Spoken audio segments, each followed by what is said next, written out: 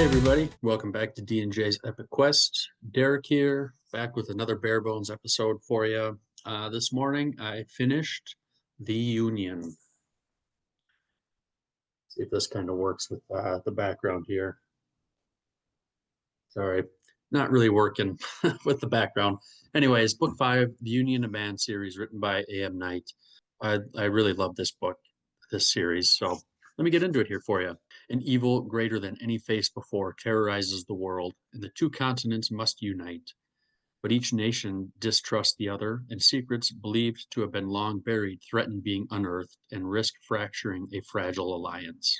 The Union needs to sacrifice everything to confront an army of fanatics that has erupted onto the world.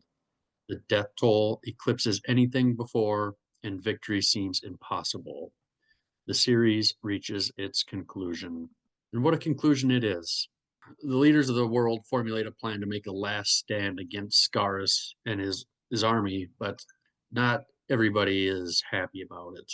Neretheria is kind of overwhelmed and kind of left out to dry, and I've been trying to think of what like real world parallel they reminded me of. Like I had the island and the plains and the Westlands and stuff, and in this book it really struck out. It stuck out to me. To me, Neretheria reminds me a lot of like World War II Soviet Russia. And in this book, like I mean, these people are used to a hard life.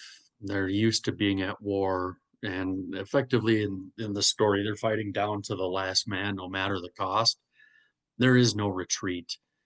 Every inch of land is soaked in blood, whether it's theirs or their enemies. It's I can't say anything other than it was just absolutely brutal. Their country went through a little bit of a transformation. They gave up their weapons and well, then they had to switch back. So they opened up their factories and just kind of started up that war machine to arm themselves and try to put up a fight against Scaurus. It doesn't go great, but they were very brave about it. I will give them that.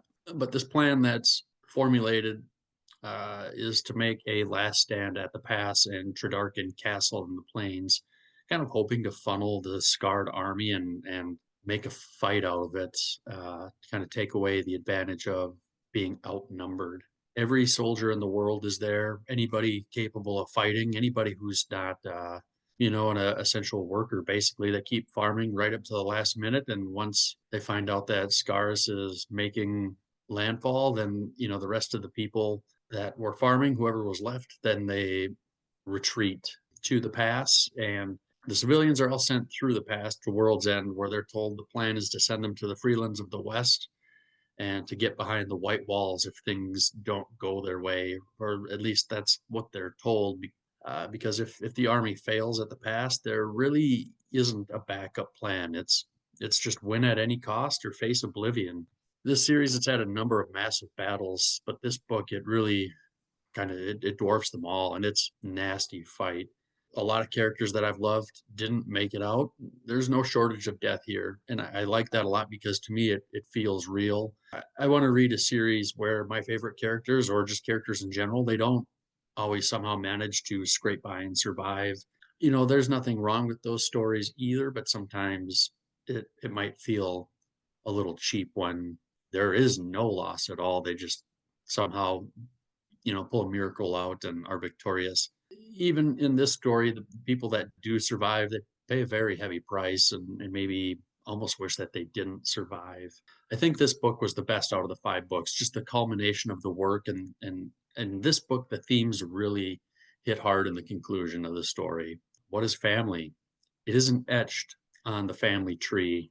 Sorry, AM, I know that's not the exact quote from the book, but I have a blended family myself, and that one really struck out to me. Redemption.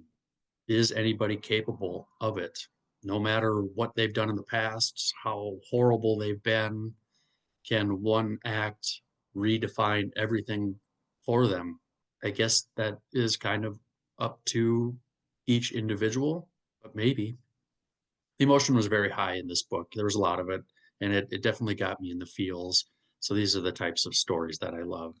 I don't want to give away too many details, but there was something that I thought was going to happen in a previous book, and it did actually happen in this book, and it involved the gulls. That's all I'll say there. And I think the series, it does end with the potential for more to be written. I think, we could see more there. And I would love to come back to this world in the future. I think there's plenty more that I could say on the series. These were just kind of the things that I jotted down. I wanted to do this sooner so I didn't forget things. But hey, I'm incredibly thankful for you sending me these books. I love them, and I will treasure them. And I hope other people will pick them up and read them and enjoy them just as much as I have. This book was an easy 5 stars for me. It was great. It was a great ending. So thank you for writing this story. But that's all I've got for you today. Again, hope you check out the series. Check out the other videos on the channel, the rest in this series as well. So thank you for your time, everybody. Take care, and we'll see you next time.